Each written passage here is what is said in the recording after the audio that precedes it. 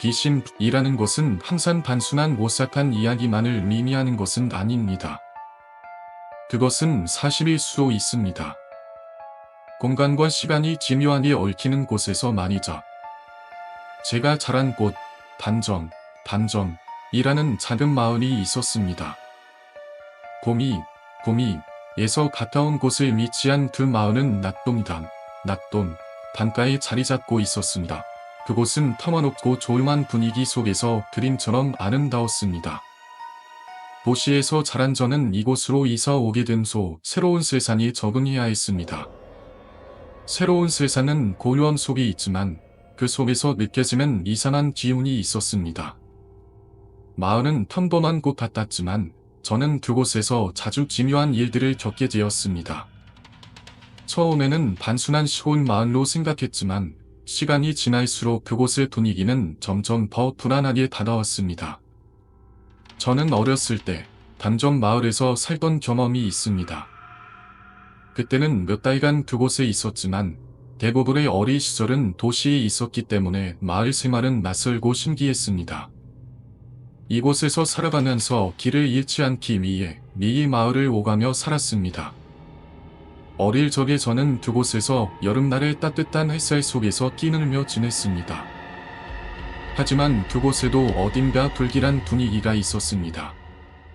마을은 대체로 고요하고 평화롭고 자연과 사람들 사이의 거리도 적당한 곳이었지만 그곳에 들어서면 마치 시간이 멈춘 듯한 기분이 들었습니다. 그런 마을을 떠날 때 무엇인가 불안한 기운이 남아있다는 느낌을 지울 수 없었습니다. 어느 날 저는 그 마을에서 살아나는 아이들과 친해졌습니다. 그들은 대부분 마을에 있는 집에 살고 있었고 그들과 함께 시간을 보내는 일도 많았습니다. 그들 덕분에 마을 곳곳을 돌아다니며 그곳의 비밀들을 알게 되었습니다. 그 마을에는 특이한 집들이 많았는데 그 중에서도 상여, 장례용 집은 매우 이상한 장소였습니다. 그 집은 마치 오래된 집처럼 보였고 여름날에도 차가운 공기가 흐르며 사람을 오싹하게 만들었습니다. 그곳을 지나갈 때마다 느껴지는 그 기묘한 감정을 잊을 수 없었습니다. 그 집을 지나칠 때마다 뭔가 다른 세계로 들어가는 기분이 들었고 그 안에는 무엇인가 이상한 것이 있었습니다. 이 집은 장례식이 있을 때 사용하는 집이었지만 저는 그곳을 단순히 그런 장소로만 생각할 수 없었습니다. 그곳에는 무엇인가 숨겨져 있는 것 같았고 그곳을 지나갈 때마다 저에게 뭔가 불길한 예감이 들었습니다. 단천이라는 길은 마을에서 가장 널리 알려진 길이었지만 그 길을 따라가면 역시 어두운 기운이 있었습니다. 길을 따라가면 이상하게도 그곳에서 자주 나오는 기분이 들었습니다. 그래서 그 길을 따라가는 것은 언제나 제게 불안함을 느끼게 했습니다. 그 길이 아주 길지도 않고 마을 사람들은 일상적으로 그 길을 지나갔지만 제게는 항상 불안한 기분을 남기게 했습니다. 그런데 어느 날 제가 그 길을 가던 중 상여 집의 창문을 통해 집 안을 들여다보게 되었습니다. 그 안에는 장례식에 쓰이는 종이꽃들이 많았습니다. 그 꽃들은 매우 선명하고 눈에 띄게 붉은 색을 띠고 있었습니다. 저는 그 장면을 바라보면서 묘한 기분을 느꼈습니다. 그 장면은 너무 불길해서 기억 속에서 지워지지 않았습니다. 그 꽃들이 그렇게 눈에 띄게 보였기 때문이었을까? 아니면 그 자체로 뭔가 이상한 에너지를 가지고 있었던 걸까? 시간이 지나면서 저는 그 마을에 적응하게 되었습니다. 그러나 그곳에서 또 다른 신비한 사건들이 벌어지기 시작했습니다. 특히 마을 아이들과 함께 다니던 벙커라는 곳은 그야말로 기묘한 장소였습니다. 본부는 마을 근처의 산속 깊은 곳에 위치한 동굴 같았습니다. 그곳에서 아이들과 함께 놀 때마다 저는 그곳이 단순한 놀이터가 아니라는 것을 느꼈습니다. 그곳에는 묘한 분위기와 함께 마치 과거의 유물이 살아 숨쉬는 듯한 느낌이 들었습니다. 어느 날 그 본부에서 한 가지 이상한 물건을 발견했습니다. 그것은 낡은 연필이었고 그 연필을 집어들자마자 차가운 바람이 불어왔습니다. 그리고 그 순간 저는 몸이 얼어붙은 것처럼 느꼈습니다. 주위 아이들은 갑자기 조용해졌고 그들을 바라보는 눈빛이 이상했습니다. 그 순간 저는 뭔가 잘못된 일이 일어나고 있다는 느낌을 받았습니다. 그곳에서 무언가 잘못된 일이 일어나고 있었습니다. 그날 밤 저는 집으로 돌아가는 길에 또 다른 이상한 현상을 경험했습니다. 갑자기 종이꽃을 소리가 다시 들려왔습니다. 이 소리는 너무나도 선명하게 들렸습니다. 상여집 근처를 지나갈 때마다 그 소리는 점점 더 크게 들렸습니다. 그리고 그 순간 저는 그곳에서 뭔가를 본 것처럼 느꼈습니다. 그것은 사람의 형체와 닮은 그림자였습니다. 그 그림자는 점점 더 가까워졌고 마치 저를 지켜보고 있는 듯한 느낌을 받았습니다. 그림자와 눈이 마주친 순간 저는 그만 얼어붙었습니다. 그 순간 무엇인가 무서운 일이 벌어졌다는 것을 직감했습니다. 그리고 그날 이후로 그 마을에서의 모든 일이 기묘하게 변하기 시작했습니다. 그곳에서 일어나는 모든 사건은 저에게 점점 더 큰 공포를 안겨주었습니다. 상여집, 공부, 그리고 그 그림자는 이제 제가 떠날 수 없는 곳을 존재하는 미스터리로 남아 있었습니다.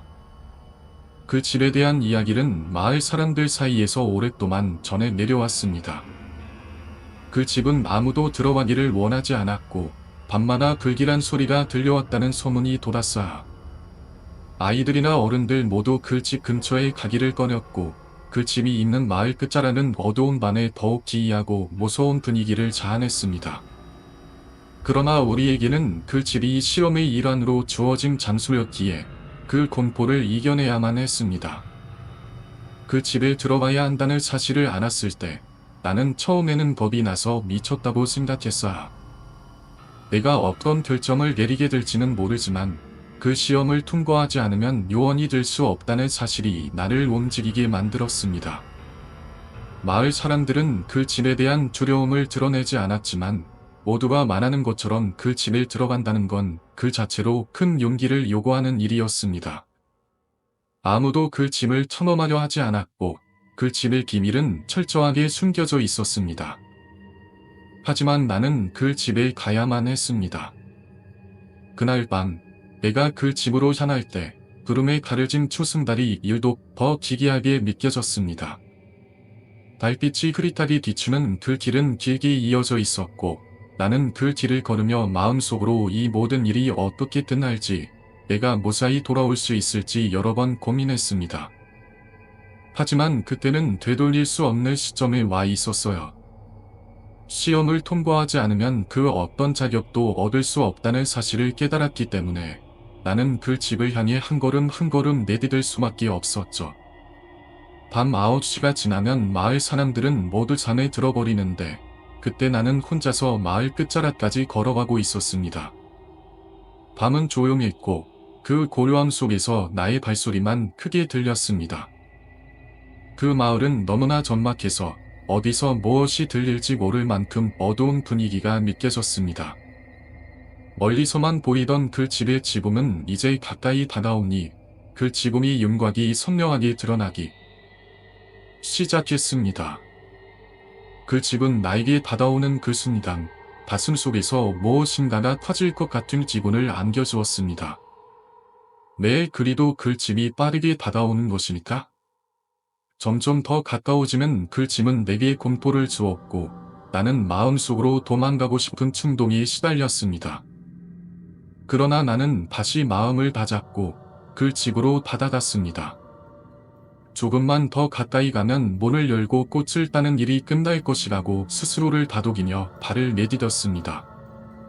그 집의 문은 오래된 판자로 만들어져 있었고 자물쇠는 없었지만 바깥쪽으로 걸쇠가 잠겨 있었어요. 그걸 열기 위해서는 힘을 주어야 했지만 그 순간 내 손이 갑자기 움직이지 않았습니다. 내 손이 수위에 닿았을 때 그 소리가 들렸습니다. 그 소리는 처음엔 아주 멀리서 들려오는 듯 했습니다.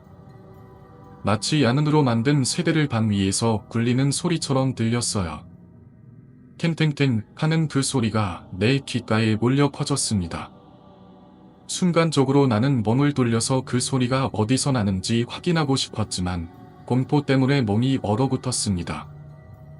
그때부터 나는 그 소리가 점점 더 가까워지는 걸 느꼈고 내 심장은 쿵쾅거리고 있었습니다. 그 소리가 점점 내게 가까워질수록 나는 무엇인가가 나를 지켜보고 있다는 느낌을 받았어요. 그때 내가 느꼈던 것은 단순히 무서움만이 아니었어요. 그건 마치 내가 위험에 처한 것 같은 정말 무서운 상황에 놓인 듯한 느낌이었죠. 그 순간 내 머릿속에서는 여러 가지 생각들이 뒤엉켜 있었습니다. 내가 잘못된 길을 가고 있는 건 아닐까? 내가 이곳에 들어간 게 맞는 것일까? 내가 그렇게 공포를 느끼는 순간 나는 그 소리가 정말 내 뒤에서 들려오는 것처럼 확신했어요. 그리고 한순간 그 소리가 다시 들렸습니다.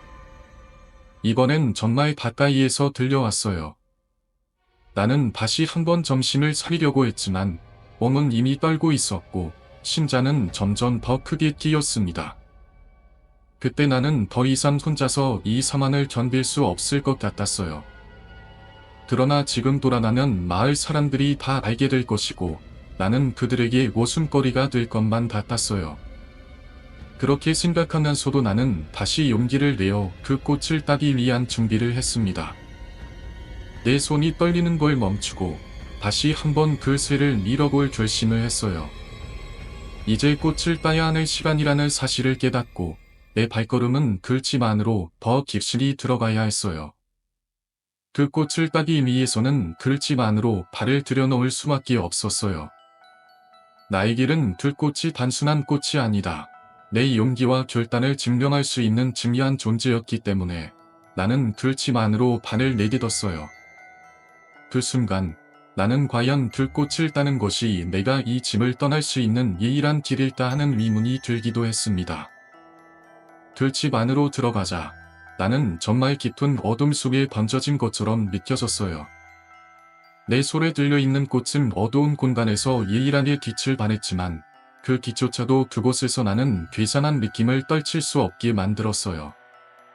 내 머릿속에서는 온갖 생각들이 교차하며 이 모든 것이 실제로 일어나고 있는 일이 맞는지 의심스러웠습니다. 나는 이제 길을 돌아볼 수 없었고 이 길을 걸어가야만 했어요. 그리고 드디어 꽃을 따내자 나는 그 집을 떠나기 시작했습니다.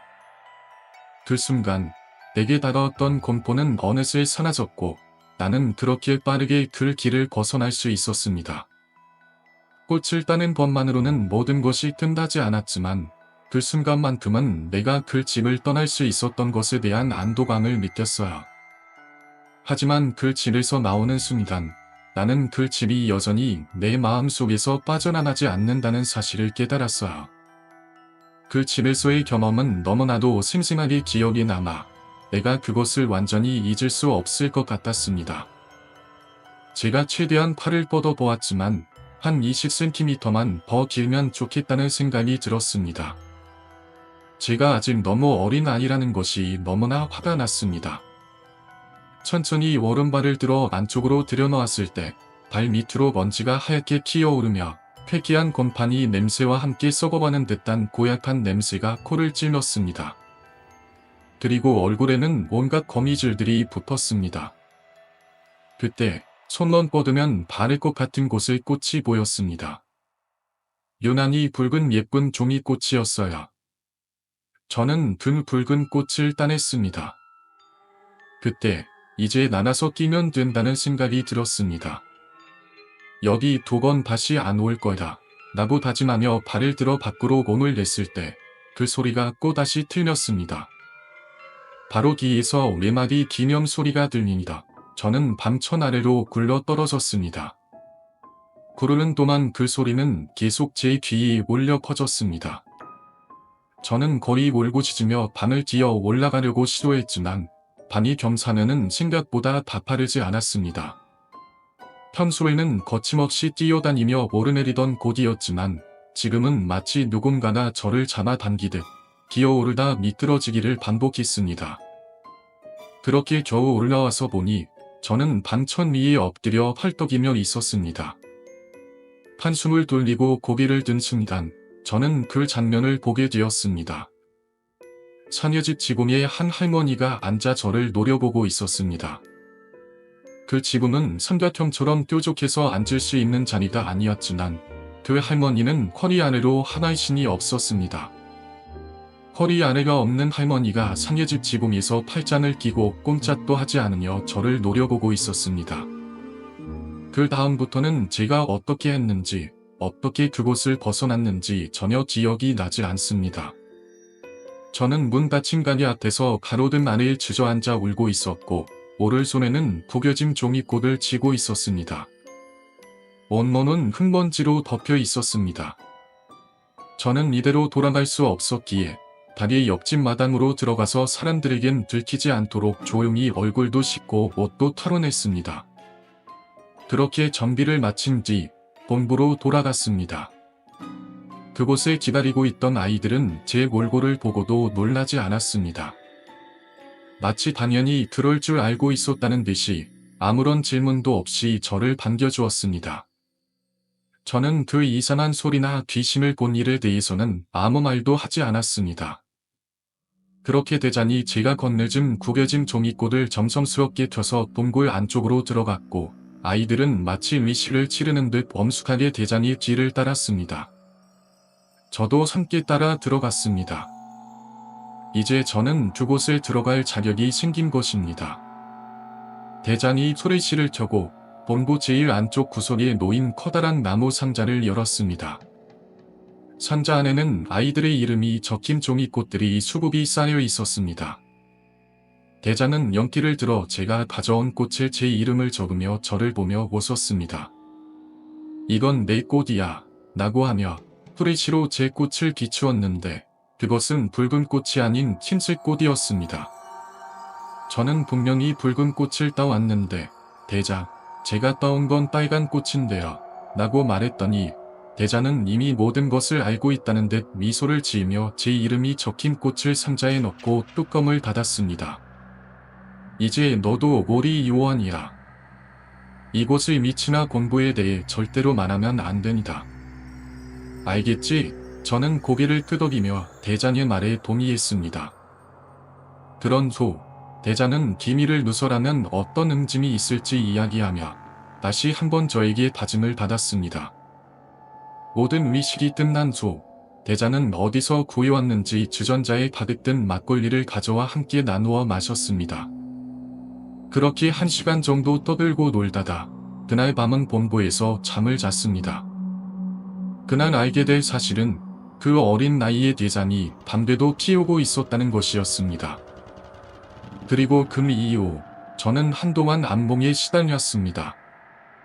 매일 밤 똑같은 악몽을 꾸었고 시간이 지나면서 그 횟수는 줄어들었지만 지금도 종종 그 꿈을 꿉니다. 겨울방학이 지나고 두 번째 학기가 시작된 지 몇 주나 지났다. 마을에 이상한 일이 생겼다. 대구에서 온 한 가족이 우리 동네로 이사 온 것이다. 그 가족은 평범하지 않았다. 그 중에서도 특히 그들의 딸인 지연이 모든 이들의 이목을 끌었다. 지연은 같은 반 친구였지만 우리가 그녀를 주목하게 된 이유는 단지 그녀가 대도시에서 왔다는 이유만은 아니었다. 그녀는 어딘가 기묘하고 다른 점들이 있었다. 지연은 정말로 아름다웠다. 하얀 피부, 큰 눈, 붉은 입술, 그리고 길고 윤기 나는 검은 머리카락을 가진 그녀는 마치 인형 같다다. 마을 사람들이 처음 지연을 봤을 때 그녀는 완벽한 미모를 자랑하는 도마 속 공주처럼 보였다. 하지만 그녀는 단순히 아름다운 외모만 가진 소녀가 아니었다. 지연은 놀라울 정도로 가녔다. 그녀는 우리보다 3살 많았고 같은 반에서도 예일하게 자신의 차를 갖고 있는 소녀였다. 다만 그녀의 차는 흔히 생각하는 고급차가 아니라 세휘 트럭이었다. 하지만 우리 동네에서 세휘 트럭은 굉장히 특별한 존재였다. 당시 우리 마을에서 제일 멋진 교통수단이라 해봐야 동장이 오래된 오토바이 정도였으니 지연의 차는 모두에게 신기한 존재였다. 그리고 지연이 특별했던 또 하나의 이유는 그녀의 강력한 능력이었다. 지연은 단순히 차를 가지고 있다는 이유로 특별한 존재가 아니었다. 그녀는 싸움에 능한 소녀였다. 우리는 지연이 동네의 여러 남자아이들보다 단하다는 소문을 듣고 깜짝 놀랐다. 그녀는 늘 싸움에서 이겼다는 이야기만 돌았다. 그러면서도 그녀는 겉보기엔 정말 연약해 보였다. 그 어떤 남자도 지연에게 맞서 싸울 자신이 없었고 심지어 우리 동네의 친구들조차 그녀와 싸울 엄두를 내지 못했다. 그 소문은 점점 커져갔다.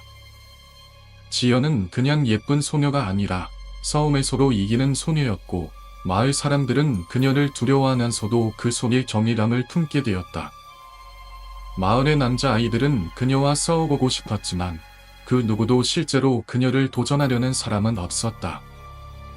그 대신 그들은 지연에 대해 끊임없이 이야기했고 그녀가 싸움을 잘한다는 사실을 계속 떠들었다. 그런데 어느 날 마을의 남자아이들이 모여 지연과 결투를 벌이기로 결심했다. 이 결투는 단지 지연이 얼마나 강한지를 확인하기 위한 것이 아니라 그녀가 이 마을에 적응할 수 있는지에 대한 도전이었다. 그들은 지연에게 대결을 신청했지만 지연은 전혀 두려워하지 않았다. 오히려 그녀는 도전을 즐기는 듯한 표정으로 그들과 맞서겠다고 말했다.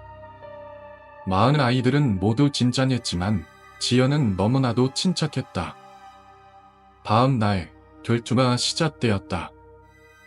장소는 낮 금강 근처였다. 결투는 아침부터 시작되었고 지연은 그곳에 나타날 때까지도 아무런 기색을 보이지 않았다. 그녀는 미소를 띠며 오고 있었다. 그러나 아무도 예상하지 못한 일이 일어났다. 지연은 마을 아이들이 던진 모든 도전을 단 한 번에 물리쳤고 그것이 끝날 때까지 아무 일도 없었던 것처럼 보였다. 그날 이후로 지연은 마을에서 더욱 특별한 존재가 되었다. 그녀는 단순히 예쁜 소녀가 아니었다. 그녀는 단하고 자신감 넘치는 소녀였고 누구도 쉽게 넘볼 수 없는 존재였다. 결국 그날 이후 마을의 남자아이들은 그녀에게 도전하지 않게 되었다. 지연은 그들을 압도한 이후 마을에서 존경과 두려움의 대상이 되었다. 그리고 그 후로도 지연은 끊임없이 새로운 도전자를 찾고 있었고 그 누구도 그녀의 능력을 넘어설 수 없었다. 그랬던 지연의 모습은 결국 마을 사람들에게 큰 영향을 미쳤다. 하지만 중요한 점은 그 어떤 누가 지연을 이길 수 있다고 생각하지 않았다는 것이다. 지연의 싸움은 단순히 승패의 문제가 아니었다.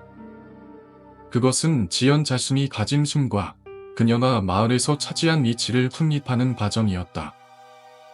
그 이후 그녀는 마을에서 중요한 사람으로 자리 잡았다. 마을의 사람들은 그녀를 두려워하면서도 동시에 그녀에게 경의를 표하게 되었다. 그녀는 단지 싸움을 잘하는 소녀가 아니었다. 그녀는 그 마을에서 절대적인 존재가 되었고 그 누구도 그녀에게 도전할 수 없었다. 말렸습니다. 그리고 저는 그때 또 한 가지를 알게 되었습니다. 테스트하던 날 저만 귀신을 본 게 아니라는 것을요. 아이들은 귀신 나온다고, 거기 가는 다리 없는 할머니 귀신 나온다면서 포기 안 하고 말렸습니다. 그러자 소녀는 세상에 귀신이 어디 있어 이러면서 그러면 내가 거짓말에 겁먹을 진 아니라 고 한사코 가려고만 했습니다. 소녀는 모두가 말리는 상황에서도 단호하게 가겠다고 고집을 부렸습니다. 그때 대자는 잠시 만없이 생각에 잠기더니 조용히 입을 열었습니다. 야, 포기해도 잔이라 아니다. 야들 말 겁치려고는 거 아니다. 이는 분명히 다른 가스나들 틀리다는 거 충분히 증명했다. 안 가도 된다. 그 말을 들은 소녀는 여전히 자존심이 상했는지 그의 결심을 굽히지 않았습니다. 대장의 말이 소년에게는 더 큰 도전으로 다가온 것이었습니다. 대장은 소년에게 마지막 당부를 했습니다. 만약에 거기 가서 도시락 흔드는 소리가 들리면 문 열지 말고 무조건 뛰어서 집으로 도망가라. 내가 그 소리로 뭔가 불길한 예감이 들어서 그만 말린 거다. 대자는 말하면서도 예전의 경험을 떠올리며 목소리가 떨렸습니다. 그는 예전에 그 소리가 얼마나 섬뜩하게 들렸는지 알고 있었기 때문입니다. 그러나 소녀는 여전히 그 말을 무시하며 절대 그런 일 없을 거다 라며 쾌활하게 단천으로 향해 달려갔습니다. 그리곤 10분만 기다려달라고 말했습니다. 시간이 흘러갔습니다. 그런데 그가 돌아오지 않았습니다. 30분이 지나고 1시간이 지나도 소녀는 돌아오지 않았습니다. 자정을 넘겨 1시가 다 되어 가는데도 그는 여전히 모습을 드러내지 않았습니다. 아이들은 속으로 거봐라. 그 소리 듣고 무서워서 도망쳤겠지 라며 떠들었습니다. 분명히 지금쯤 집에 도망가서 울고불고 난리가 났을 거라. 산집 근처까지 가지도 못했을 거다. 그렇게 우리는 웃으며 안도감을 느끼며 끝날 것 같았습니다. 그러나 그 느낌은 오래가지 않았습니다. 그때 대자는 뭔가 이상하다는 표정을 지었습니다. 이상하다. 이렇게 오래 걸리는 게 말이 되니라. 대자는 속으로 무언가를 의심하며 멀리서 그 소년이 돌아오는 모습을 기다렸습니다. 아이들은 이제 끝났겠지라며 하나둘씩 집으로 흩어져 갔습니다. 그러나 대자는 계속해서 그 자리에 서 있었습니다. 그리고 어느새 다가온 소년의 모습은 우리가 이상한 것과는 달리 소녀의 얼굴처럼 일그러져 있었습니다. 소녀는 아무 말 없이 머리를 숙인 채 집으로 돌아가지 않겠다고 말했습니다. 시간은 계속해서 흐르고 우리는 토요일이 되어 마을로 돌아왔습니다. 그러나 마을 분위기는 확연히 달랐습니다. 사람들이 모여 있었고 순겸 아저씨들이 마을을 돌며 사람들과 이야기를 나누고 있었습니다. 우리는 더 이상 웃을 수도 물릴 수도 없었습니다. 어른들은 우리가 소년을 마지막으로 본 때와 근소의 행동에 대해 물었습니다. 하지만 우리는 그날 밤의 이야기를 하지 않았습니다. 그 소년은 어젯밤에 집에 들어오지 않았다 라고 마을 사람들은 말했습니다. 그리고 그렇게 하루가 지나 그 소년은 여전히 집에 돌아오지 않았습니다. 그 누구도 그 소녀를 볼 사람은 없었습니다. 우리들은 눈을 마주쳤습니다. 말없이 무겁고도 어두운 눈빛으로 서로를 바라보며 우리는 그 순간 모두 같은 생각을 하고 있음을 알았습니다. 그 소녀는 바로 사녀 집에서 마지막으로 목격될 사람이었습니다. 사녀 집은 어른들의 이야기 속에서도 불길한 곳으로 유명한 집이었죠. 우리는 마을 사람들이 눈치채지 못하도록 몰래 그곳으로 향했습니다. 그 집의 지붕은 햇볕을 받으며 묘하게 빛나고 있었고 물은 여전히 굳게 닫혀 있었습니다. 걸쇠도 평상시와 다름없이 잠겨 있었죠. 처음에는 안도감을 느끼며 서로 고개를 끄덕였습니다. 봐, 가스나 오지 않았다. 괜찮겠지? 라고 말하며 우리 모두 조용히 문을 열기 시작했습니다. 하지만 대장이 조용히 그 걸쇠를 틀며 문을 열었을 때 그 문이 열리는 소리는 그 누구도 예상하지 못했던 음산한 소리였습니다. 그 문이 천천히, 아주 천천히 열리면서 길게 울리는 소리로 주변을 에워싸며 우리를 떨게 만들었습니다. 그리고 우리는 그 자리에 얼어붙어 버렸습니다. 그 안에서 무엇이 있을지 상상도 못한 채 문이 완전히 열리자마자 우리 눈에 들어온 것은 소녀였습니다. 그녀는 눈물과 콧물로 뒤범벅이 든 채 구석에서 조미꽃을 씹어먹고 있었습니다. 태권도복은 엉망진창으로 진흙투성이가 되어 있었고다. 우리는 소녀의 모습을 보고 경악하며 물러섰습니다. 소녀는 겁먹은 표정을 지으며 우리를 쳐다보다가 우리를 발견하자마자 더욱 구석으로 쳐고들었습니다. 씹어먹던 조미꽃을 입에 물고 마치 그것을 소중히 여기는 듯한 표정으로 말을 했습니다. 안 돼, 내 거야. 내 꽃이라. 저리 가. 우리는 이 상황을 도저히 믿을 수 없었습니다. 그 초 2학년 초가 되자마자 저는 구미로 이사를 갔고 그 이후로 고향에 간 곳은 손에 꼽을 정도로 몇 번 되지 않았습니다. 구미로 이사한 뒤 그 소녀에 대한 이야기를 잊으려 했지만 그때마다 악몽이 다시 떠올랐습니다. 그 소녀의 기억은 저를 떠나지 않았고 저는 그 소녀가 어떻게 됐는지에 대한 궁금증을 계속해서 품고 있었습니다. 그 소녀는 결국 서울로 이사 갔고 그곳에서 큰 병원에 입원해 치료를 받았다고 들었습니다. 그러나 그 소녀가 이후에 어떻게 되었는지에 대해서는 아무것도 알지 못했습니다. 지금도 그 악몽은 제 마음속에 남아 있습니다. 저는 그 소녀가 평범한 삶을 살아가고 있기를 바랄 뿐입니다. 그 소녀가 다시 일상으로 돌아가 평범한 주부가 되어 살아났으면 좋겠다는 소망을 품고 있습니다. 그리고 그 일이 일어나기 전 모두가 간과했던 사실이 하나 있었습니다. 어쩌면 그 소녀는 처음부터 우리가 알지 못한 또 다른 존재와 연관이 있었는지도 모른다는 생각이 들었습니다. 그날의 일이 아무리 생각해도 여전히 풀리지 않는 미스터리로 남아 있습니다. 그 후로 시간이 많이 흘렀고 구미에서의 생활도 어느 정도 자리를 잡은 것 같았지만 그때의 일은 여전히 제 마음속 깊은 곳에 묻혀 있지 않았습니다. 그 일이 있었던 원룸에서 보았던 그 사람과 그 소리들, 그리고 경찰이 돌아가고 난 후에도 불안한 마음은 점점 더 커져만 갔습니다. 매번 그 근처를 지나갈 때마다 그때의 기억이 떠오르며 등골이 오싹해졌습니다. 그 원룸이 이제는 남의 손에 넘어갔겠지만 그 집은 더 이상 저에게 편안함을 주지 못했습니다. 그리고 그 일이 있은 후 제 삶에서 1가지 변화가 생겼습니다.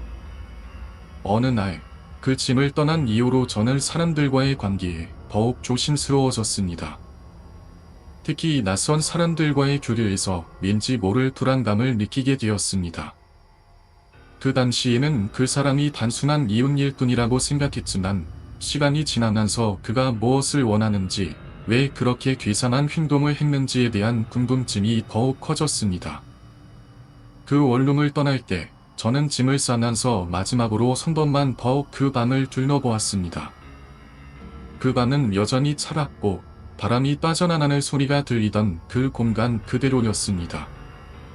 벽이 얇고 소리가 쉽게 전달되던 그 원룸에서의 기억들이 차례차례 떠오르니라 다시 그때의 느낌이 제게 밀려왔습니다. 제일 먼저 떠오른 건 그 밤의 불안감이었고 그 이후로 제게 쌓였던 긴장감이었습니다. 그 소리, 그 싸움, 그리고 그 그림자처럼 서 있던 사람의 모습이 계속해서 제 뇌리에서 떠나지 않았습니다.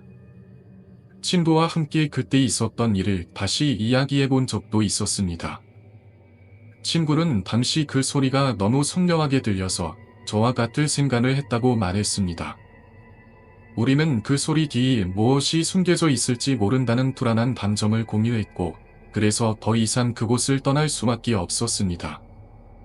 그때 이후로도 몇 번이나 그 원룸의 위치를 지나치면서 그 방 안에서 무언가가 일어나고 있다는 생각이 계속 들었습니다. 그 집을 떠난 후에도 저는 불안한 마음을 계속 끌어안고 살았습니다. 물론 시간이 흐를수록 점점 더 잊히긴 했지만 가끔씩 그곳에 대한 이야기가 나올 때면 그때의 기억이 다시 살아나는 것 같았습니다. 그 당시 제 마음속에서 품었던 질문들은 여전히 해결되지 않았습니다. 그 사람은 왜 그런 행동을 했을까? 왜 그렇게 의도적으로 나를 지켜본 걸까? 그 사람이 원했던 것은 무엇이었을까? 그렇지만 제게 가장 큰 의문은 정말 그 사람이 화장실을 청소하고 있었던 것인지 아니면 그저 그런 이야기를 만들어내고 싶은 마음이었을까? 경찰이 말한 대로 그 사람이 단지 청소 중이었다는 이야기만으로는 그날의 상황을 설명하기엔 너무 부족하게 느껴졌습니다. 그 사람은 너무 이상했고 그 행동은 도저히 정상적으로 받아들일 수 없었습니다. 하지만 그 이야기를 믿을 수밖에 없었고 결국 그 모든 일이 그냥 지나가버리기만을 바랄 뿐이었습니다. 4개월 후 저는 다른 아파트로 이사를 갔고 그때의 일은 점점 더 과거의 일처럼 느껴졌습니다. 새로운 환경에 적응하면서 그 집과 그 사람에 대한 생각은 거의 사라졌습니다. 하지만 그 일이 있던 그날의 감정은 여전히 남아 있었습니다. 그 사람을 다시 만나지 않겠다는 약속을 하며 저는 그곳을 떠났습니다. 그리고 시간이 지나면서 그 일이 정말 일어난 일이었을지 아니면 그저 제 상상 속에서 비롯된 일이었는지 확신할 수 없었습니다. 그렇지만 한 가지 분명한 건 그 일이 제게 큰 영향을 미쳤다는 것입니다. 그 후로는 항상 의심과 불안을 품고 주변 환경과 사람들에 대해 더 민감해지게 되었습니다. 그때의 기억이 저를 끊임없이 괴롭히며 저는 언제나 그때와 비슷한 상황을 겪지 않기를 바랬습니다. 그리고 그 일을 지나친 후로 저는 다시 그런 불안감을 겪지 않으려 더욱 신경을 썼습니다. 결국 그 일이 있은 후 저는 그 지역과 그곳에서 일어난 모든 일들을 잊으려고 노력했습니다. 하지만 그 사건을 넘어서지 못한 마음이 자꾸만 나를 괴롭히는 것 같았습니다. 그리고 이 이야기를 다시 풀어내면서 그때의 공포와 그 이후의 불안함이 다시 떠오릅니다. 그날 이후로 저는 더 이상 그 지역을 지나갈 수 없었고 그 기억을 되새길 때마다 여전히 가슴이 찡하고 그 사람의 눈빛이 떠오를 때마다 식은땀이 흐릅니다. 그저 모든 일이 잘 끝났다고 생각하지만 그때의 그 의문들이 여전히 저를 붙잡고 있습니다. 정말 그 사람이 화장실을 청소하고 있었을까? 아니면 그가 나를 지켜보고 있었던 이유는 무엇이었을까? 여전히 그 답은 알 수 없지만 그 기억이 제게 남아있다는 것은 분명합니다. 그 사건 이후로 저는 그때의 기억이 자주 떠오르곤 했습니다. 그날의 불길한 느낌이 제 마음속 깊은 곳을 각인되었고 매일같이 잠을 잘 때마다 그 도깨비의 모습이 떠오르며 가끔씩 그 맘을 반복해서 꿈속에서 마주했습니다. 엄마가 말리면서도 부엌을 돌아보게 했던 순간, 그 순간의 이상한 소리와 웃음소리는 지금도 생생히 기억에 남아 있습니다. 그 웃음소리는 사람의 웃음이 아니었어요. 마치 고통스러움이 섞인 소리였고 무엇인가 다른 세계에서 온 것처럼 느껴졌습니다. 그 후로도 여러 번 그 부엌을 지나치곤 했지만 그때의 분위기를 다시 느낄 때마다 몸이 얼어붙는 것 같았습니다. 부엌의 문이 열리고 그 안에서 무엇인가 움직이고 있다는 느낌을 받으면 가슴이 답답해지고 숨이 막히는 듯한 공포를 느꼈죠. 그 도깨비가 진짜 존재했다면 그 뒤로도 순도만 그 집에 뭔가 이상한 일이 계속되었을지도 모릅니다. 그러나 다행히도 그 도깨비는 다시 나타나지 않았습니다. 하지만 그날의 공포는 제가 자라면서도 계속해서 제 안에 남아 있었습니다. 그때의 경험을 부모님께 말씀드린 적이 있었는데 엄마는 그 이야기를 크게 신경 쓰지 않으셨습니다. 아빠는 그저 너희 상상력일 뿐이라고 하셨지만 저는 그 사건을 절대로 단순한 상상으로 치부할 수 없었습니다. 그때의 감정과 분위기, 그 이상한 웃음소리와 움직임은 분명히 실제로 있었던 일처럼 느껴졌습니다. 게다가 그 뒤로는 더욱 이상한 일이 일어나지 않도록 조심해야 한다는 마음이 들었습니다. 어느 날, 저는 그때의 기억이 떠오르며 친구들에게 이야기를 해본 적이 있습니다. 친구들은 저를 웃으며 그거 그냥 꿈 아니었어 라고 했지만 저는 그 이야기가 단순히 꿈에 그치지 않았다는 걸 알았기에 계속해서 진지하게 그 경험을 이야기하려 했습니다. 제 친구들 중 한 명은 어쩌면 그 집에 무슨 과거의 일이 있었던 거 아닐까 라며 궁금해하기도 했습니다. 그 친구는 예전부터 괴담이나 미스터리한 이야기를 좋아하는 사람이었고 저희 이야기를 듣고 나서 점점 더 그 집에 대한 호기심을 가지게 되었죠. 우리는 그 집에 대해 더 알아보기로 결심했습니다. 그리고 몇 년 후 저는 결국 그 집이 있던 극석돔을 다시 방문하게 되었습니다. 그때까지도 그 집은 여전히 존재하고 있었고 그 집을 지나칠 때마다 그때의 기억이 떠오르곤 했습니다. 친구와 함께 그 집을 살짝 둘러보기로 했고 다시 한번 그 집의 분위기를 느끼고자 했습니다. 그러나 들어가기는 어려웠습니다. 집 앞에 있던 철물은 여전히 묵직하고 그 당시처럼 강한 실소리가 울려 커질 듯한 느낌이 들었습니다. 저는 친구와 함께 집 주위를 돌며 그 집의 과거에 대한 이야기를 들려줄 만한 사람을 찾아보기로 했습니다. 주변 사람들에게 물어보았지만 대부분은 그 집에 대해서 별다른 이야기를 하지 않았습니다. 그저 오래된 집이었고 그곳에서 특별히 이상한 일들이 일어나지 않았다고 말하는 사람들이 대부분이었습니다. 하지만 한 할머니는 저희에게 조심스럽게 이야기를 꺼냈습니다. 그 집, 예전에 주인이 무서운 일을 당한 집이에요. 할머니는 그런 말을 하며 예전 그 집에서 무슨 일이 있었는지 아는 듯한 표정을 지었습니다.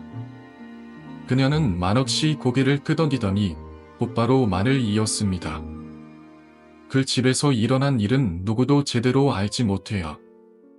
다만 그 집에 살았던 사람들이 늘 이상한 일을 겪었다고는 하죠. 사람은 떠나고 집은 그대로 남아 있어요. 그렇게 그 집에 뭔가 남아있는 건 아닐까? 그 할머니의 말은 정말로 불길하게 들렸습니다. 그녀의 말대로 그 집에 뭔가 남아있다는 생각이 떠나지 않았습니다. 그것이 무엇인지는 모르지만 확실히 그 집에는 일반적인 집과는 다른 뭔가가 있는 것 같았습니다. 할머니는 그 이야기를 마친 뒤 더 이상 말을 잇지 않았고 저와 친구는 그 집을 뒤로하고 그날의 조사를 마쳤습니다. 그 후 저는 그 집에 대한 이야기를 주변 사람들에게 물어보면서 그 집의 과거를 알아보려 했습니다. 그리고 결국 그 집은 과거에 여러 사건과 사고를 겪은 곳이었다는 것을 알게 되었습니다. 예전 주인이 불행한 사고로 세상을 떠났고 그 뒤로 여러 사람들이 그 집에서 비슷한 이상한 경험을 했다는 것입니다. 그것이 바로 그 도깨비 같은 존재와 관련이 있을지도 모른다는 생각이 들었습니다. 그 집에서 일어난 수많은 사건들이 결국 그 도깨비의 형태로 남게 된 것이었을까? 그때부터 저는 그 집에 대해 궁금한 점이 많아졌고 다시 한번 그 집을 찾아볼 수밖에 없었습니다. 그 집의 과거와 그곳에서 일어난 일들이 저희 상상력을 자극하며 또 다시 그 지역 속으로 빠져들게 만들었습니다. 어쩌면 그 집의 숨겨진 진실을 알게 되면 더 큰 공포가 기다리고 있을지도 모르겠다는 생각을 떨칠 수 없었습니다. 그 사건 이후로 저씨에 대한 소문은 더 이상 단순한 이야기로 끝나지 않았습니다. 사람들은 저씨 주변에서 일어나는 기이한 사건들에 대해 입을 모아 말하기 시작했고 마을 사람들 중 일부는 그곳을 지나칠 때마다 왠지 모를 두려움을 느꼈다고 했습니다. 어떤 사람은 밤에 그 저수지 근처를 지나가면 물속에서 뭔가가 떠오르는 듯한 소리를 들었다고도 했습니다. 그 소리는 마치 사람의 비명처럼 들린다는 것이었고 그 이야기를 듣고 나면 아무리 빠른 걸음으로 지나쳐도 마음속에 남은 불안감은 쉽게 가시지 않았습니다. 그리고 그해 겨울 어느 날 저수지 근처에서 또다시 사람이 실종되었다는 소식이 들렸습니다. 그 사람은 주말에 낚시를 하러 갔던 중 다음 날 아침에 사라졌습니다. 그 사람의 가족은 한밤중에 자꾸만 물속에서 무언가가 움직이는 것을 보았다고 말하며 물속에서 미지의 존재가 그 사람을 끌어당긴 것처럼 느꼈다고 했습니다. 마을 사람들은 그의 이야기를 들으며 더욱 조심해야 한다고 입을 모았습니다. 그러나 여전히 몇몇은 그저 소문일 뿐이라며 이를 믿지 않았습니다. 저는 그때부터 저수지 근처를 지나갈 때마다 기분이 이상했습니다. 처음엔 그냥 무시하려고 했지만 저수지의 물이 밤에 특히 더 깊고 검게 보일 때면 마음 한 구석에서 불안감이 차올랐습니다. 어쩌다 마주친 낚시꾼들이 물속에서 눈을 떼지 못하는 모습을 보면 저도 모르게 그들의 눈을 피하고 싶어졌습니다. 그 눈빛 속에서 뭔가를 숨기고 있는 것처럼 느껴졌기 때문입니다. 그러던 어느 날 저와 동생은 여전히 그곳에서 일어난 이상한 일들을 떠올리며 저수지 근처를 지나가고 있었습니다. 저희는 예전처럼 물장난을 치기 위해서였지만 그날은 특별히 날씨가 차가운 날이었고 물이 유난히 깊고 차갑게 느껴졌습니다. 그때 갑자기 동생이 물에 빠졌습니다. 봄샘은 손에 들고 있던 작은 나뭇가지를 물속으로 던지려다 그만 균형을 잃고 빠진 곳이었습니다. 봄샘은 얕은 곳이었기에 큰 위험은 없었지만 저는 그 순간 이상한 느낌을 받았습니다. 물속에서 뭔가가 그를 끌어당기는 것 같은 기분이 들었고 그 순간 갑자기 물속에서 기이한 소리가 들렸습니다. 그것은 분명히 사람이 내는 소리가 아니었습니다. 마치 물속에서 끌어당기려는 숨길 같은 것이 느껴졌습니다. 그 소리는 점점 더 크게 들리기 시작했고 저는 그 소리를 들으며 제 몸이 얼어붙는 것 같은 기분이 들었습니다. 저는 아무런 생각도 없이 돔샘을 물 밖으로 끌어냈습니다. 그 순간 그 물속에서 떠오른 것이 무엇인지 알 수 없었습니다. 돔샘을 구해낸 후에도 계속해서 물속에서 이상한 소리가 들렸고 저와 돔샘은 그곳을 빠져나가기로 결심했습니다. 하지만 저수지에서 빠져나오는 길이 그렇게 쉽지 않았습니다. 그날은 이상한 일이 벌어졌습니다. 마치 저수지가 저를 붙잡고 놓지 않으려는 듯한 느낌을 받았습니다. 걸음이 무겁고 그 길은 왜 이렇게 길어 보이는지 알 수 없었습니다. 물속에서 계속해서 무언가가 저를 따라오는 것 같은 기분이었고 저는 그때부터 절대로 그곳을 다시는 가지 않겠다고 마음먹었습니다. 이후로도 저수지 근처에서는 여전히 기이한 사건들이 이어졌습니다. 마을 사람들 중 일부는 더 이상 그곳을 지나가지 않았고 어떤 이들은 그 물속에서 일어난 일들을 자꾸만 묻고 싶어 했습니다. 그러나 그 누구도 그 물속에서 일어나는 일에 대해 완전한 해답을 내놓지 못했습니다. 그곳은 점점 더 사람들의 발길을 끊어버리며 점점 더 불길한 장소로 변해갔습니다. 그리고 나서 몇 년이 지나고 저는 그 저수지에서 일어난 일들을 거의 잊어버릴 즈음 어느 날 한 낯선 사람이 마을에 와서 저수지의 이야기를 꺼냈습니다. 그 사람은 한 번도 마을에 와본 적이 없고 누구도 그를 잘 알지 못했지만 그는 그곳의 물속에서 일어난 사건들에 대해 너무도 자세히 알고 있었습니다. 그가 말하는 내용은 마치 그 저수지에서 일어난 모든 일들을 알고 있는 것처럼 들렸습니다. 그는 저수지에서 일어난 일이 우연이 아니라는 것을 강조하며 그 물속에 뭔가 끔찍한 존재가 있다는 것을 주장했습니다. 그리고 그 존재는 사람들의 불행을 진위로 삼아 그들을 끌어당긴다고 말했습니다. 그가 말하는 대로라면 저수지의 물속에는 단순한 물이 아니다. 사람들의 영혼을 끌어들이려는 악한 존재가 숨어 있다는 것이었습니다. 저수지는 마을 사람들에 의해 완전히 버려졌고 더 이상 그곳에서 낚시를 하거나 근처를 지나가는 사람은 없었습니다. 그곳에서 일어나는 이상한 일들은 여전히 뚫리지 않은 채로 남아 있었고 그 저수지는 결국 사람들 기억 속에서 점점 사라져갔습니다.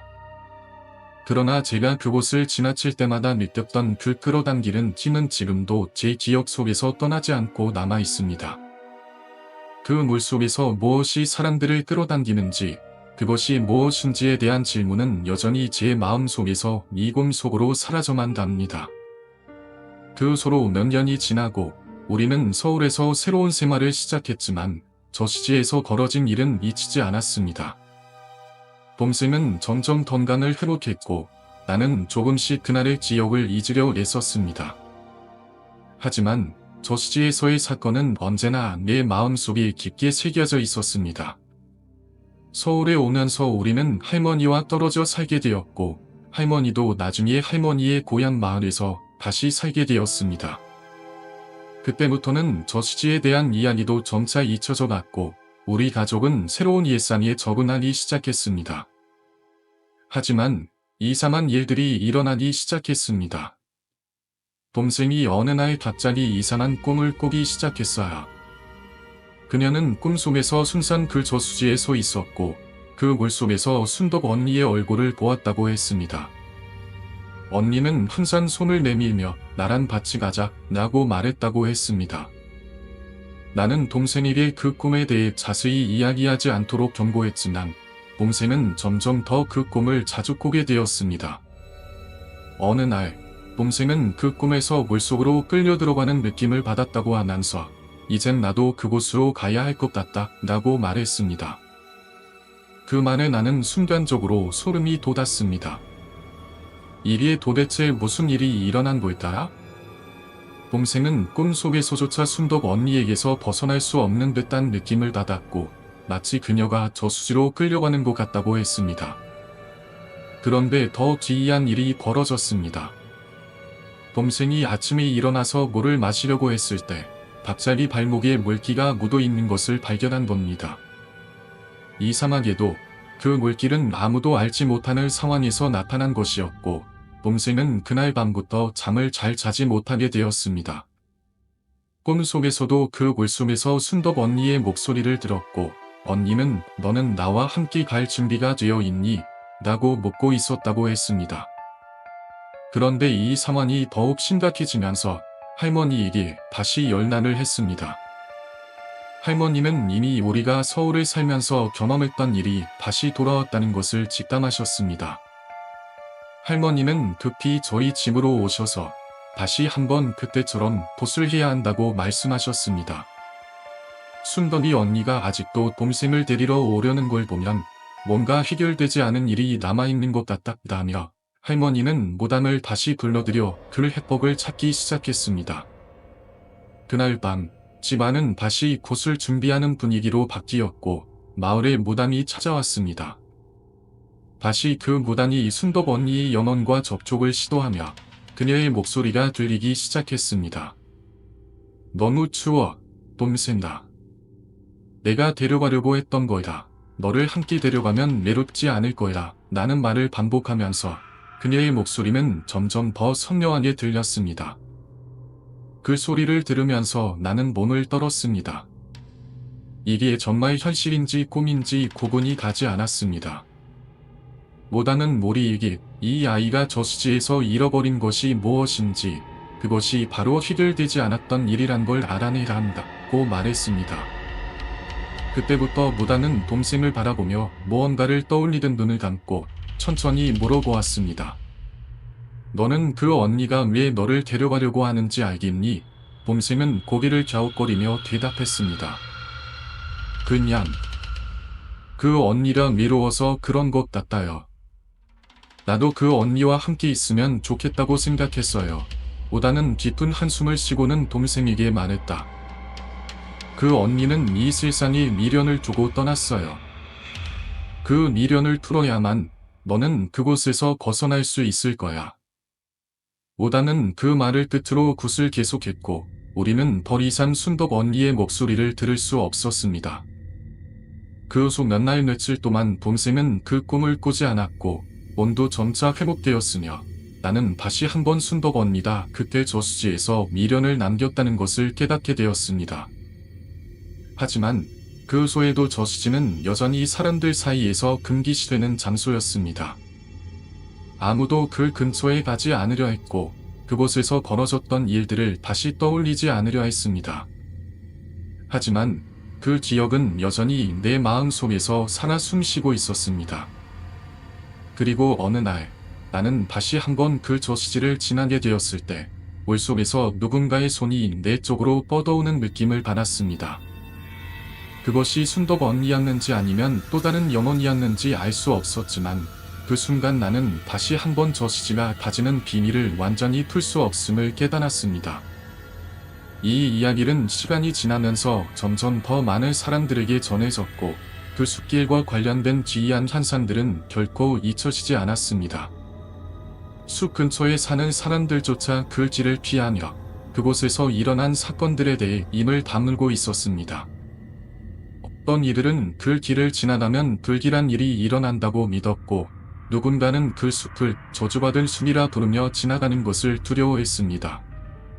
어떤 사람은 그 숲에서 길을 잃고 헤매다가 다음날 발견되었지만 그 사람은 정신이 혼미한 상태였다고 합니다. 그는 자신이 숲속에서 누군가에게 계속 쫓기듯이 따라다니는 느낌을 받았다고 했습니다. 목소리가 계속해서 그를 부르고 있었다고 말했습니다. 너를 찾아 나와 함께 가자는 소리와 함께 숲속에서 눈을 마주친 이상한 그림자들에 의해 무섭게 추적당했다고 했습니다. 그 이야기를 들을 사람들은 모두 그를 불쌍히 여겼지만 봄시에 그런 일이 실제로 일어날 수 있다는 사실에 끔찍한 두려움을 느꼈습니다. 심지어 그 길을 지나가던 사람들이 사라졌다는 소문도 돌았습니다. 그들은 평소에는 아무런 문제 없이 길을 걷던 사람들이었으나 그 숲길에 발을 들인 뒤로는 더 이상 돌아오지 않았습니다. 때로는 며칠이 지나도 그들을 찾을 수 없었고, 나중에는 그들이 숲속에서 어떤 일에 휘말렸는지에 대한 전혀 알 수 없는 미스터리만 남게 되었습니다. 그 후 몇몇 사람들이 숲에서 사라진 사건들을 조사하려고 했으나 아무리 찾아도 그들은 나타나지 않았고, 오히려 조사하던 사람들조차 이상한 소리와 그림자에 시달리게 되었다고 합니다. 그러던 중 1995년 여름, 한 주민이 이 숲속에서 특이한 빛을 봤다고 신고했습니다. 그 빛은 바로 숲 깊숙한 곳에서 나오는 불빛으로 처음엔 그냥 지나칠 수도 있었지만 그 빛이 일정한 간격으로 깜빡이며 이동하는 모습이 이상하게 느껴졌습니다.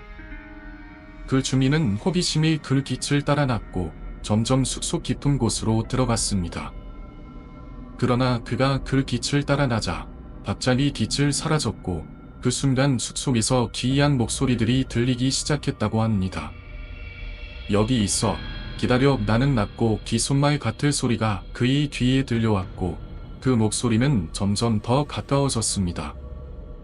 그는 공포의 식사여서 급히 그 자리를 떠났고 이후 숲속에서 들었던 소리를 누구에게도 말할 수 없었다고 전했습니다. 그 빛과 목소리에 대해 논의된 이 사건은 주민들 사이에서 큰 충격을 주었고 많은 사람들은 그 숲이 단순히 이상한 장소가 아니다, 무엇인가 다른 차원에서 끌어들이는 존재가 있다는 믿음을 갖게 되었습니다. 또한 그 숲을 지나가는 사람들 중 일부는 숲속에서 자신이 예전부터 알던 사람들과 마주쳤다고 말합니다. 그러나 그들은 분명히 죽은 사람들이거나 어떤 이유로 사라진 사람들일 가능성이 높았죠. 어떤 이들은 그곳에서 어린 시절의 친구를 다시 만나고 또 어떤 이들은 잃어버린 가족을 만났다고 합니다. 그들과의 대화는 오히려 평온하게 느껴졌지만 그 사람들은 항상 어딘가 이상하게 차갑고 그들의 얼굴에는 모순 대신 슬픔과 공포가 깃들어 있었다고 전해졌습니다. 이 모든 이야기들이 쌓이면서 그 숲은 단순히 고요한 숲이 아니다, 그곳을 지나갈 때마다 과거의 영혼들이 아직도 그곳에 머물고 있는 듯한 느낌을 주기 시작했습니다. 어떤 사람들은 그 숲을 영혼들이 묶여있는 곳이라고 부르며 그곳에서의 경험이 전생이나 지난 생에 얽힌 영혼들의 집합체일지도 모른다고 주장하기도 했습니다. 그 숲이 그들에게 무엇을 요구하는지 아니면 그들에게 무엇을 전달하려고 하는지 알 수 없지만 그곳에 들어갔다 나온 사람들은 모두 뭔가를 놓고 온 듯한 처절한 지고를 느꼈다고 말했습니다. 그곳에서 일어난 일들은 시간이 지나도 여전히 많은 사람들의 기억 속에 남아 있습니다. 그것을 경험한 사람들은 그곳을 다시는 지나지 않으려 했습니다. 그리고 또 하나의 이상한 사건이 있었는데 그 숲에서 일어난 여러 사건들이 사실 하나의 연쇄적인 사건들로 이어져 있다는 사실이 밝혀지게 되었습니다. 그 숲 주변에서 몇몇 사람들이 사라지고 그 사건들이 반복되면서 결국 이 숲과 관련된 신비한 힘이 존재한다는 것을 믿는 사람들이 늘어났습니다. 그리고 그런 사람들은 이제 그 숲을 지나갈 때마다 그 안에서 숨겨진 어떤 비밀이 풀리기를 바라는 마음으로 발걸음을 내딛고 있습니다. 그 비밀이 무엇인지는 아무도 모르지만 사람들은 여전히 그 숲을 지나갈 때마다 뭔가를 찾고자 하는 듯한 표정을 지으며 걸어가고 있습니다. 그 초, 삼촌은 그 일이 지나고 나서도 계속해서 그 집에서 겪은 일을 잊지 못했습니다.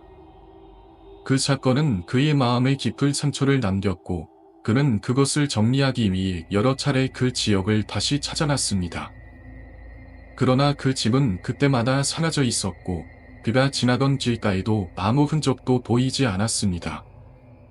마치 그 집이 처음부터 존재하지 않았던 것처럼 그 지역은 아무것도 없었던 것처럼 평범하게 보였습니다. 하지만 삼촌은 한 가지 확실한 것은 알고 있었습니다.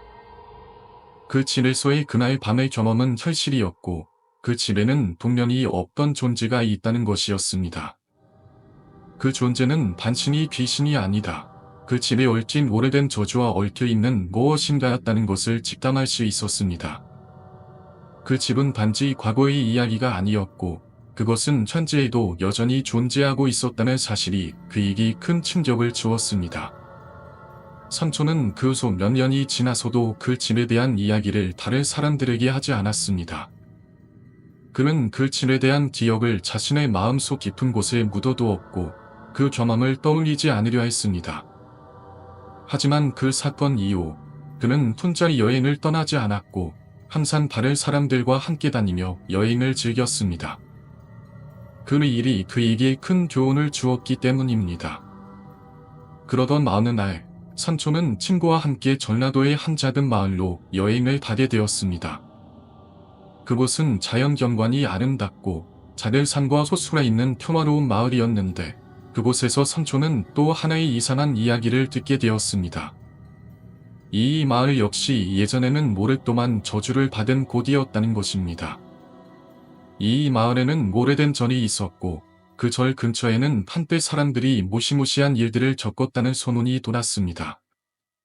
그 절은 그 마을의 중심에서 조금 떨어져 있는 작은 언덕 위에 있었고 밤마다 그 절에서 이상한 소리가 들린다고 했습니다.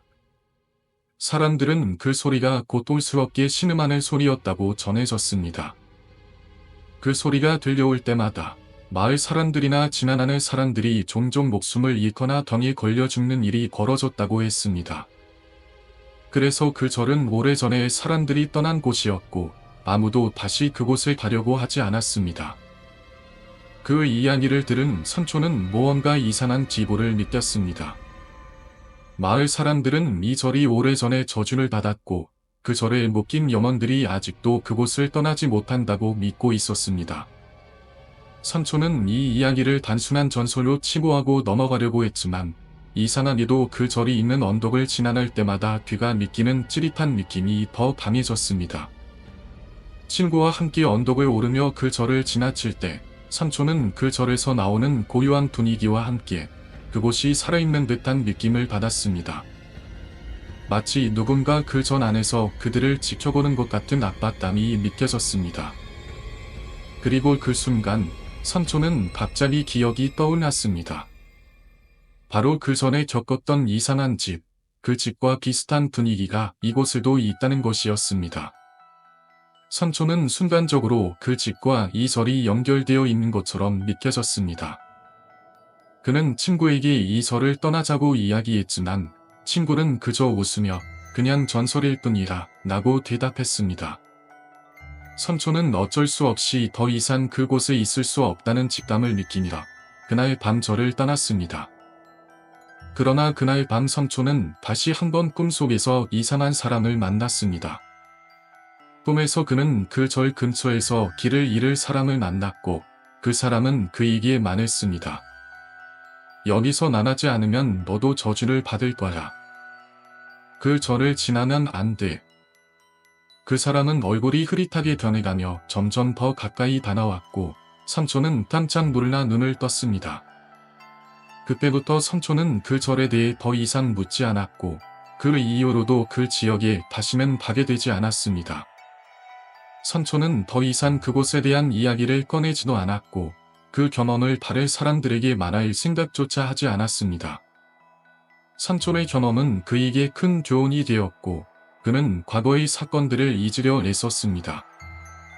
그 절과 그 집에서 일어난 일들은 너무나도 불길하고 신비로운 것들이었기에 그는 이제 다른 사람들과의 여행에서 귀신이나 저주에 대한 이야기를 꺼내지 않으려 했습니다.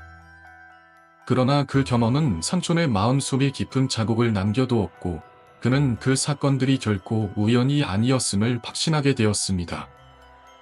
그리고 시간이 지나 삼촌은 더 이상 그 집이나 그 절을 떠올리지 않으려 했지만 그가 경험한 그날의 공포는 결코 잊을 수 없었고 그는 언제나 그 사건을 마음속에서 떠나지 않게 되었습니다.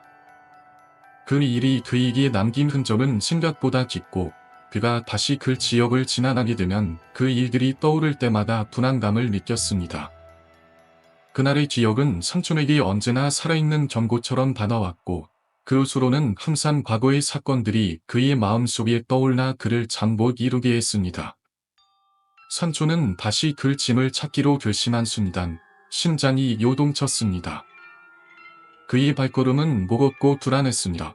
글집이 존재하는 그 마을을 다시 방문하는 것 자체가 두려운 일이었습니다.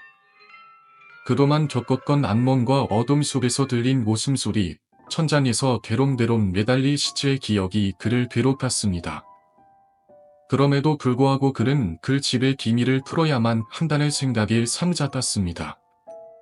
어쩌면 글집에 숨겨진 어떤 진실이 그를 괴롭히고 있는 것일지도 모른다고 느꼈습니다. 선초는 마을로 돌아가면서 글집에 대한 이야기를 더 많이 들어보려 했습니다. 마을 사람들은 여전히 글집을 기피하고 있었고 누구도 글집에 대한 이야기를 꺼내려 하지 않았습니다. 그러나 선초는 포기하지 않고 마을의 노인들에게 다가가 이야기를 들으려 했습니다.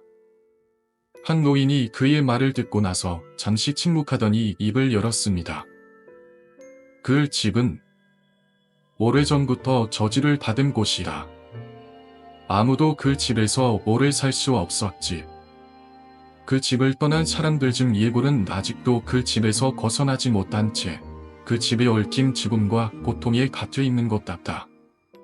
선초는 그 말에 놀랐습니다. 그 집의 저주는 단순한 두눈이 아니다. 마을 전체에 퍼져 있는 무엇인가가 계속해서 그 집을 괴롭히고 있었다는 사실을 깨닫게 되었습니다. 그는 그 집이 단지 한 사람의 두려움이 아니다.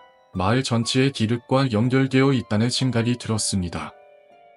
선초는 다시 그 집을 찾기로 결심했습니다. 이번에는 단순히 호기심이나 두려움만이 그를 이끌지 않았습니다. 그는 그 집에 숨겨진 진실을 밝혀내야 한다는 강한 의무감을 느꼈습니다. 마치 그 집이 그를 두르고 있는 것처럼 그곳에 숨겨진 과거와 얽힌 비밀이 선초를 기다리고 있다는 직감이 들었습니다. 그 집은 여전히 외딴 곳에 자리 잡고 있었습니다. 집 주변은 고요하고 조용했으며 그 집이 가진 음침한 분위기는 변하지 않았습니다. 선초는 조심스럽게 그 집으로 달아났습니다. 대문은 여전히 열려 있었고 그는 마치 시간이 멈춘 듯한 그 집 안으로 발을 들였습니다. 내부는 여전히 사람이 살았던 흔적들이 곳곳에 남아 있었고 그곳의 냄새는 여전히 싸한 공기와 오래된 먼지 냄새가 섞여 있었습니다. 선초는 입구에서부터 숨을 짙이 들이쉬며 이제는 두려움보다 더 강한 호기심과 결단력을 느꼈습니다. 선초는 집 안을 돌아다니며 처음 방문했을 때 본 것들과는 다른 부분들을 살펴보았습니다. 어느 한쪽 벽에 걸려있는 오래된 사진들이 그를 괴롭혔습니다. 그 사진 속에는 수많은 사람들, 그중 일부는 그 집에서 일어난 불행한 사건과 관련이 있을지도 모른다는 생각이 들었습니다. 그는 사진들을 하나하나 살펴보며 그 속에서 무엇인가 중요한 단서를 찾고자 했습니다. 그러나 집 안에서 가장 충격적인 것은 바로 그 안단이었습니다. 선초는 다시 그 방으로 들어갔고 그곳에서 예전과 같은 불길한 기운을 느꼈습니다.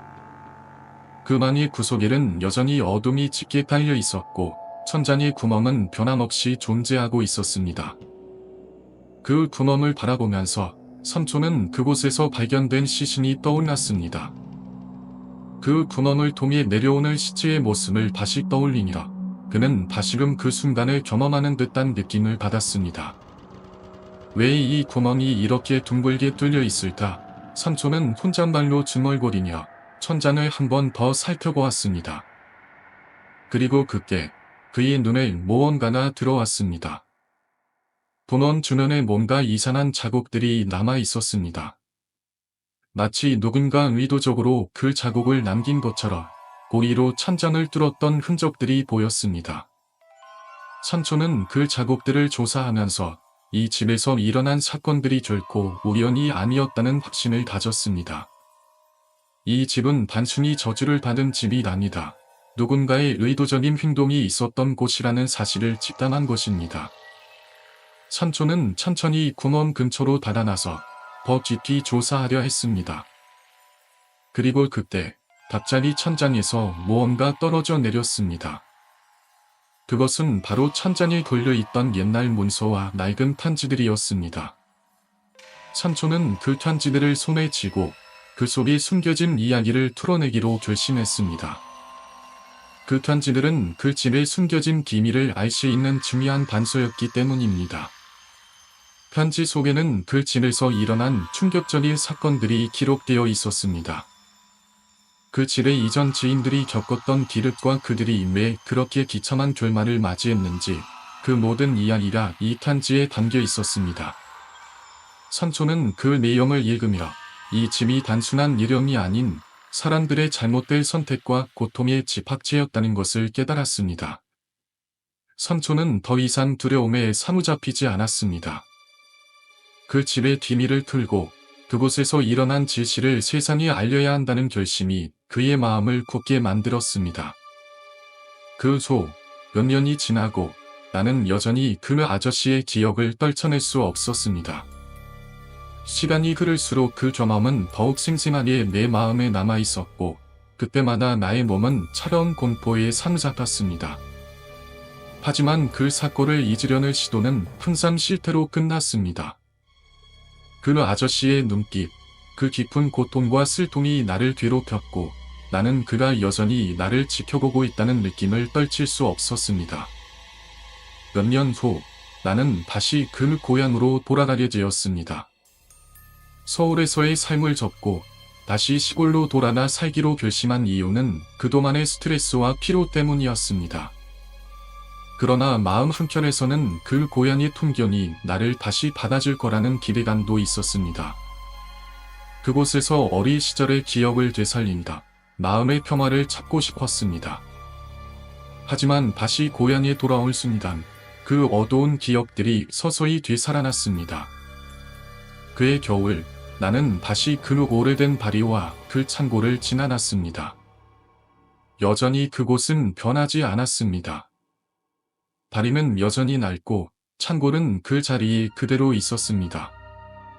내가 자전거를 타고 그 길을 지나가던 날처럼 그곳은 한밤중에도 어둠에 잠겨 있었고 그 분위기는 나를 다시 그 기억 속으로 끌어들였습니다. 내 마음 속에서는 그 아저씨의 목소리가 계속 울려 퍼졌습니다. 이젠 너희 차례다. 그 말이 나를 끊임없이 괴롭혔습니다. 그날 밤 나는 무심코 그 창고 앞을 지나게 되었습니다. 그곳은 이제 더 이상 마을 사람들이 자주 다니지 않는 곳이었습니다. 마을 사람들 중 일부는 여전히 그 아저씨가 죽은 그날의 일을 기억합니다. 그 창고를 지나갈 때마다 불안한 마음을 품고 있었습니다. 나는 그곳을 지나칠 때마다 뭔가 다른 느낌을 받았지만 그곳을 무시하려 했습니다. 그러나 그날은 달랐습니다. 그 창고 앞에 서 있었을 때 나는 갑자기 발걸음을 멈추고 그곳으로 향해 갔습니다. 창고 안에는 아무것도 없었습니다. 어두운 공기 속에 오래된 나무들만 있었고 바람에 흔들리는 소리만이 내 귀에 들렸습니다. 그러나 그 순간 나는 분명히 느꼈습니다. 누군가 나를 지켜보고 있다는 것을. 몸이 차가워졌고 머리가 아찔해졌습니다. 나는 몸을 돌리려 했지만 그때 창고의 문이 갑자기 열리며 한 사람이 나오는 듯한 그림자가 보였습니다. 그 그림자는 어두운 곳에서 서서히 나를 향해 다가왔습니다. 두려움에 떨며 나는 그 그림자를 향해 다가갔습니다. 그 그림자는 점점 더 또렷해지면서 내 앞에 나타났습니다. 그 모습을 보자 나는 또다시 그 아저씨를 만난 것 같다는 생각이 들었습니다. 그는 내가 본 바로 그 모습, 젖은 몸과 얼굴이 찌푸려진 채로 서 있었습니다. 그러나 그의 얼굴은 전혀 다른 것 같았습니다. 마치 내가 그때 본 그 모습이 아니었고 더욱 왜곡된 형태로 변해 있었던 것입니다. 나는 그 순간 마치 그의 영혼이 나를 붙잡으려 하는 것 같다는 단한 직감을 느꼈습니다. 그는 나에게 다가오며 그 고통스러운 표정을 지었습니다. 그리고 갑자기 그의 목소리가 내 귓가에 들려왔습니다. 왜 떠나지 않았어? 나는 그 소리에 정신이 혼미해지며 한 걸음도 움직일 수 없었습니다. 그 소리가 점점 더 선명하게 들려오면서 그의 몸이 내게 점점 더 가까워졌습니다. 내가 그에게 말을 하려 했지만 입술이 떨어지지 않았습니다. 그의 손이 내 어깨를 움켜잡을 때 나는 더 이상 숨을 쉴 수 없었고 그 순간 내 머릿속에 그 아저씨의 고통스러운 기억이 단아리에 떠올랐습니다. 이젠 너의 차례다. 그의 목소리가 다시 들려왔습니다. 이번에는 더 강렬하게 내 마음속을 흔들리라 내 의심을 빼앗았습니다. 나는 마침내 그 순간을 견디지 못하고 자리를 뜨려 했지만 그의 손이 여전히 나를 붙잡고 있었고 나는 더 이상 벗어날 수 없었습니다. 고통과 두려움이 나를 감싸며 나는 그곳에서 벗어나려는 몸부림을 계속했지만 그의 손은 내 몸을 더욱 꽉 잡고 있었습니다. 그때 나는 단순히 손을 풀어냈습니다. 그리고 눈을 감고 고양이의 수월길을 달렸습니다. 내가 돌아온 그날 이후도 그 아저씨는 내 마음속에서 벗어나지 않았습니다. 그의 목소리는 여전히 내 귓가에 맴돌았고 나는 그가 나에게 남긴 메시지를 잊을 수 없었습니다. 이젠 너의 차례야. 그 사건 이후 나는 밤마다 잠을 이루지 못했다. 매일 밤 눈을 감을 때마다 그 형체가 떠오르고 비신 같은 존재가 내 뒤에서 느껴지는 듯한 감각에 시달렸다. 무엇보다 그날 밤의 순간이 머릿속에서 맴돌았고 그 음침한 붉은 조명이 내 눈에 선명하게 떠오르곤 했다. 나는 매일같이 꿈속에서도 그 존재와 마주쳤고 그때마다 몸이 굳어버린 채로 움직일 수 없었다. 그 기억은 점점 더 선명해져 나를 괴롭혔다. 몇 주 후 나는 그 일에 대해 더 알고 싶었다. 귀신에 관한 책들을 읽고 금기나 금은난에 관한 이야기를 찾아보았다. 그런데 그때 알게 될 사실은 내가 그날 겪은 일이 결코 우연이 아니라는 것이었다. 이 세상에는 인간의 눈에 보이지 않는 것들이 많고 특히 용기가 넘치는 날에는 귀신들이 사람들을 괴롭히거나 심지어 해를 끼치기도 한다는 것이었다. 내가 그날 겪은 일은 그 중에서도 특별한 사건이었음을 깨닫게 되었다. 나는 다시 그곳을 방문하고 싶다는 생각이 들었다. 그날 밤 그 불법 마사지 업소에서 일어난 일들을 다시 떠올리며 나는 그 사건의 진실을 파헤쳐야겠다고 결심했다. 그곳은 여전히 문을 열고 있었고 나는 다시 그 복도와 수면실로 들어가려 했다. 그곳에 대한 호기심이 다시 나를 이끌었다. 그러나 들어가는 순간 뭔가 이상한 기운이 나를 감쌌다. 이전과는 다른 더욱 강한 음기의 기운이 내 몸을 짓누르는 것 같다.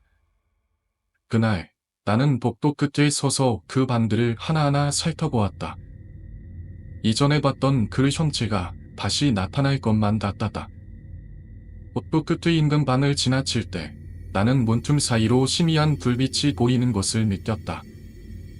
아무리 생각해도 그곳에서 나는 무엇인가를 봐야만 할 것 같다.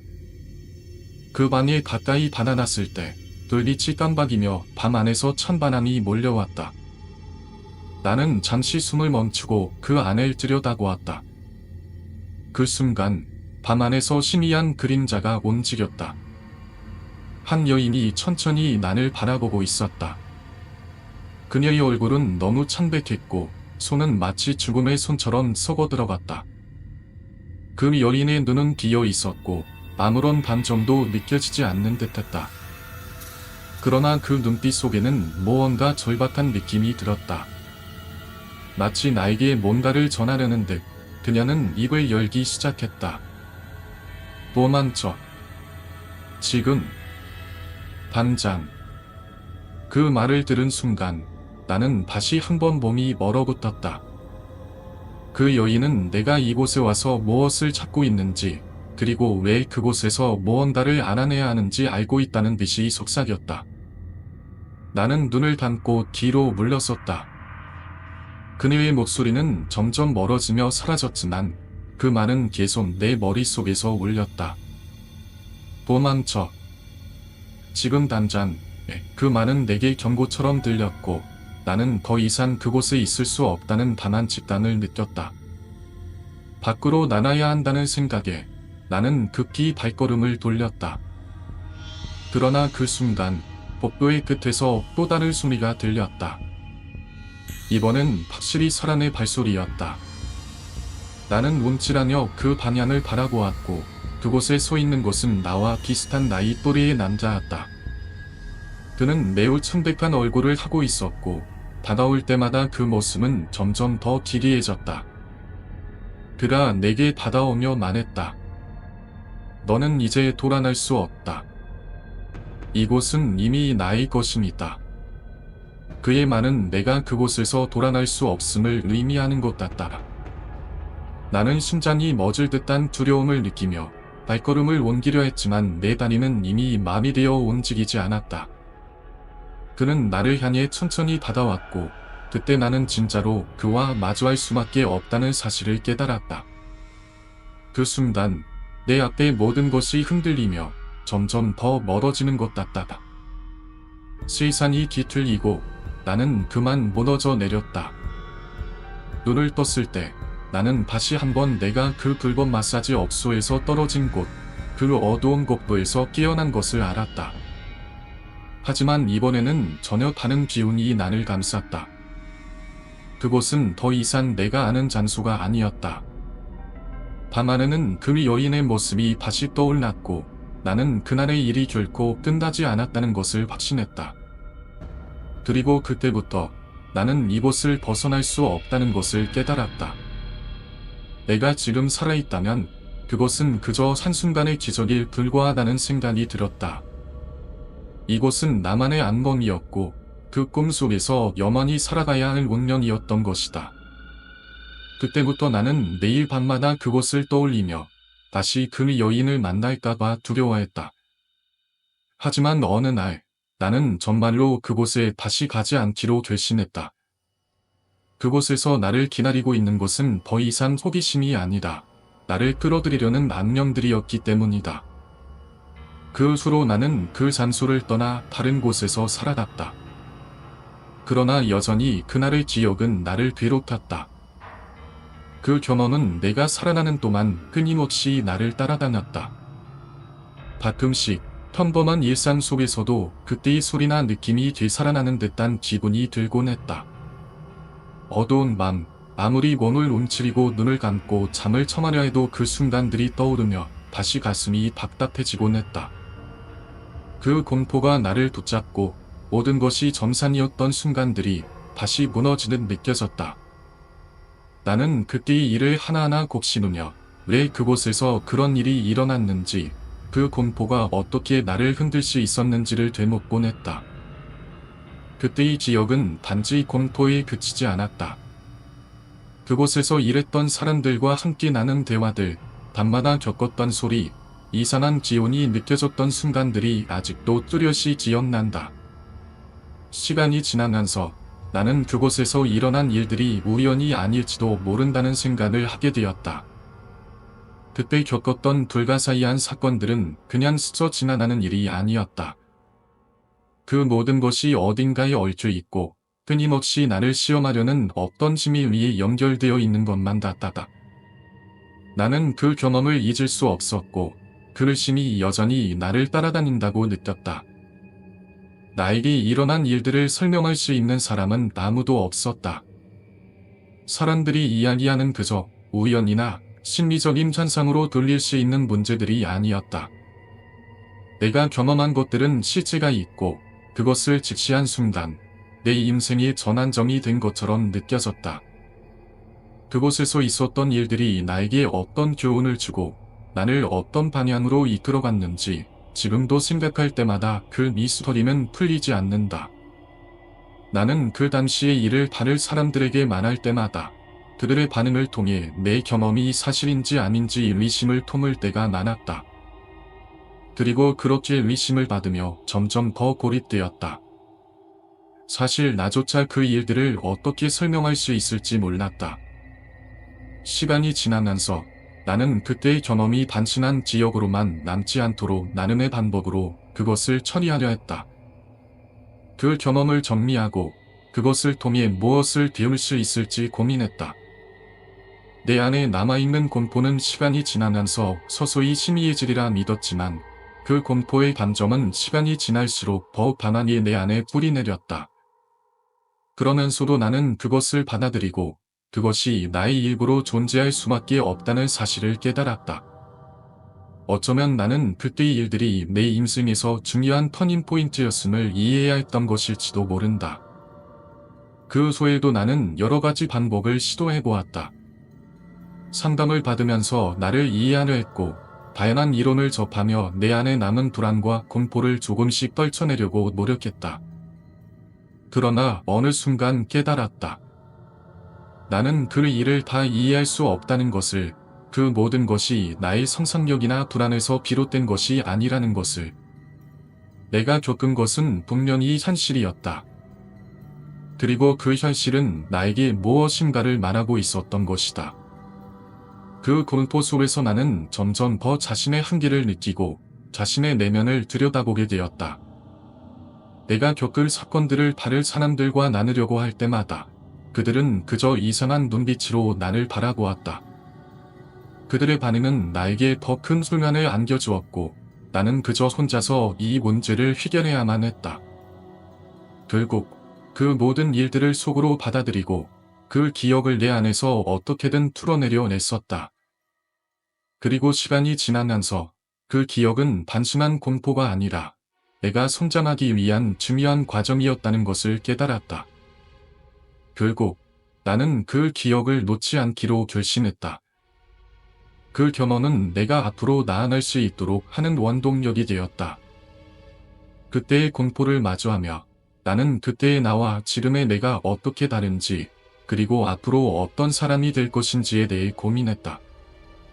그 공포는 단순히 나를 괴롭히는 것이 아니라 나에게 진실을 깨닫게 해주는 역할을 한 셈이었다. 나는 그것을 받아들이며 그것이 나를 변화시켰다는 사실을 인정했다. 그 일들이 나에게 남긴 교훈은 단순히 겁먹지 말고 두려움을 직면하라는 것이었다. 그때 나는 그 공포 속에서 많은 것을 배웠고 그 배움은 나를 더욱 가난하게 만들었다. 시간이 지나면서 나는 이제 더 이상 그때의 사건들을 두려워하지 않는다. 오히려 그 사건들이 내 삶을 더 의미 있게 만들어 주었다는 것을 깨달았다. 그리고 나는 그때의 기억을 나의 과거의 일부로 받아들이며 살아나기로 결심했다. 이제는 그 공포를 넘어서 그것을 이해하고 그 속에서 성장한 나를 자랑스럽게 여긴다.